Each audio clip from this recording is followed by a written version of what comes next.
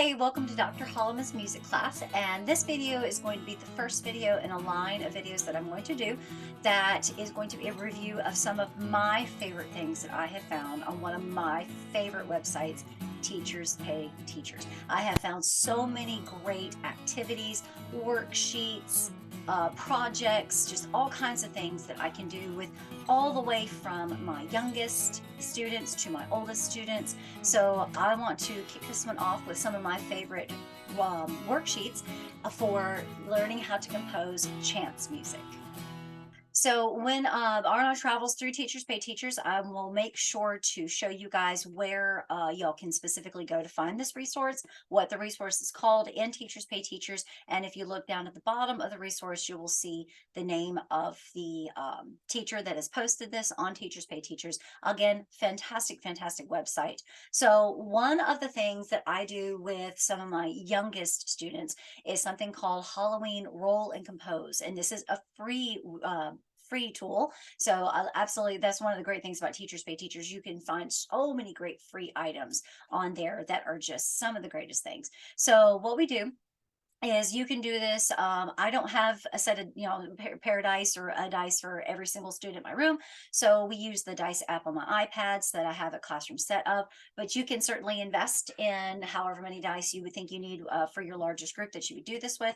Each of them would get a dice. And as you can see at the bottom, they roll the dice, and depending on what they roll, that's what they would put in the worksheet in that particular box. Some of the things that I do is I will have the students number the boxes so that they'll understand just because you roll a 1 doesn't mean it goes into box 1. You roll a 2 doesn't mean it goes into box 2. And I also make sure that they know no matter if you roll the same thing 4 or 5, whatever times in a row, that's what you're going to get in a row. And this just gives them a small introduction into chants music and just random chants of what's going to come up, just simply using a dice. Another thing that I do with some of my younger students is this activity called Thanksgiving Composing. And you can use this one several different ways. And you can see on here, let me pull up preview so you can see some of the things on here. For this one, it's got several worksheets, and you can see some of the worksheets here where the boxes are simply empty. You can do things like have the kids draw a picture of the Thanksgiving item in there.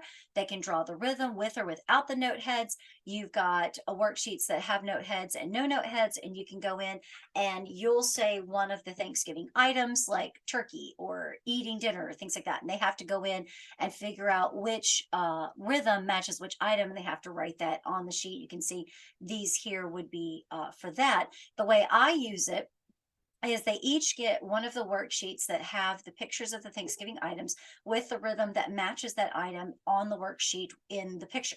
And then I'll give them the sheet that's just an empty box with a line. And then I'll tell them when you roll your dice, and you can see here at the bottom, there are several different dice options they can roll.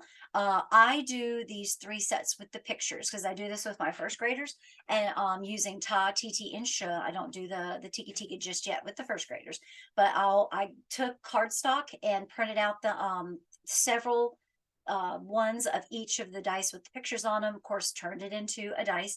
And then each line of their paper, we do the first line together, where I'll do a different dice for each of the boxes. Since there's 3 dice, I'll just randomly pick whichever one I want to do for the 4th box on the top line. And then because there's 3 sets of dice, line 2, they'll use 1 die when they get done with it. Line 3, they'll get a new one. And line 4, they'll get the last one they haven't used yet.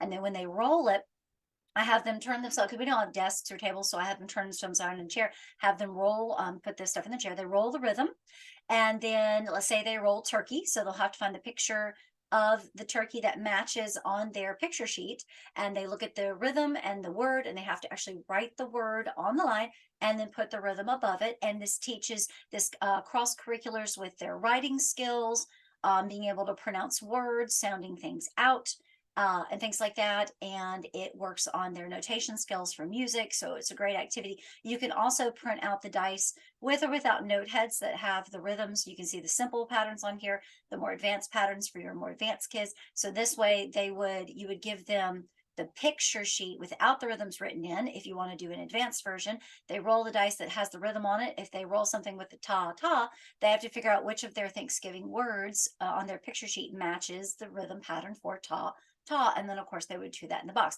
This has so many endless possibilities to it. I absolutely love this particular activity. The kids love it, and I put all the dice in a box and I don't let them see the dice. So when we're looking through the rhythms, I'll tell them every now and then, are you guys ready to find out what's in the box? And I'll shake the box and they get super excited about it. So it's just a great, another chance rhythm activity that you can do. Of course, this one is for a actually pretty decent value for all the different activity possibilities that you can get. It's only $5 for Miss Stouffer's Music Room. Is the name of the user on here. That is this one. Absolutely love this one. Great resource. Talking more about rhythms for roller rhythm, I do this one with some of my more advanced students. We do this in 5th grade as a precursor to talking about John Cage and chance music. And so we'll start out with this dice one where they're actually rolling. They have a worksheet that has all, and they'll do 2 dice for this one. You can see all the different worksheets that they have on here. They'll roll their 2 dice, and then I will have them go through and figure out as they roll the dice. They'll put it on the sheet matching. You can see they got some bonus rhythms here. They'll put it on the sheet matching so I print out a rhythm sheet for them to put it on and put it on the back of our other sheet that we do with chance music. So you can see all the different possibilities and the different rhythms. You have anything simple as tas, TTs, and shs, quarter notes, eighth notes, and rest. We use the cold eye system. And then if you can see down here, this worksheet underneath, you got the 16th note patterns plus the 16th eighth note patterns. You got syncopated patterns in there with the dotted quarter, things like that, half notes. All kinds of possibilities, dotted half notes. There's so many possibilities that you can do with this roller rhythm. And again, the kids have so much fun, and you can have them do as few or as many rhythm measures as you want them to do. This teaches them notation. You have to, I actually have them go in, they have to physically put in the time signature, things like that, making sure they do their bar lines every 4 beats. So this, and number their measures as they go. So it's just so many advanced options with this one that you can do. Now leading up into chance music, we do this one is been created for, and you can see it is a free activity. Oh, by the way, the roller rhythm on the previous page, let me see, let's see, $3 for, again, so many worksheets that you get. Absolutely fantastic resource. This one is a great resource and it is free. Oh man, I can tell you how much I love the free stuff. There's 2 things that you can do with this one.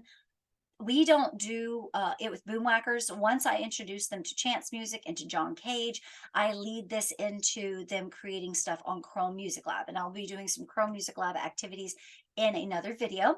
But you can do this where they compose it for boomwhackers. This gets them away from seeing it in terms of color into seeing it in terms of just standard notation. So they have to know that that light green is the note that goes into that bottom space, things like that. Or you can have them create their own. You can have them use different colored pencils if you want to, just whatever you want to do with this one. I personally prefer the one with the staff on it because this teaches them how to draw the treble clef onto the front part of the staff. And then I have them choose which of the boomwhacker colors or whatever music notes they want to use that go into the different dice.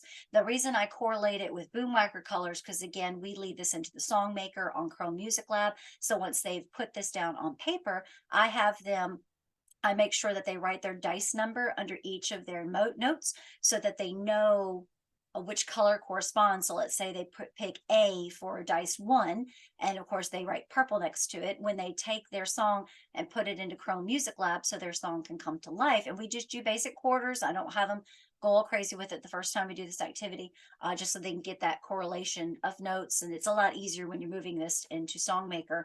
I'll have them put it into Songmaker on Chrome Music Lab so they can actually hear the random chant song that they've created using their dice. So again, they really do have a lot of fun with this activity. I do this with like I said, my more advanced students, my 5th graders. And if you want to incorporate eighth note patterns and half notes, and you can just go wild with this one. You can do it with the simple way. You can do it really, really easy. Boom whackers. There's even an app that you can download on iPads, if you have a classroom set of iPads or your kids use iPads at school, Prodigy Spells, where they can translate it to tapping in on the Prodigy Spells. Or again, our kids have Chromebooks that they've been assigned from third grade on up. So I'll have them bring their Chromebooks when they get through with this part of the activity so they can start moving it into Chrome Music Lab. And again, I'll have them write their dice number under each of the notes so they know which color corresponds with that note. And if you just want them to know that A is purple when they put it in a Chrome Music Lab, that's fine. Cater it to your own needs. Again, these are four absolutely fantastic activities that I have found that uses chance music capabilities. And if you want to incorporate some of the John Cage stuff into the discussion leading into these activities, that's certainly what I do.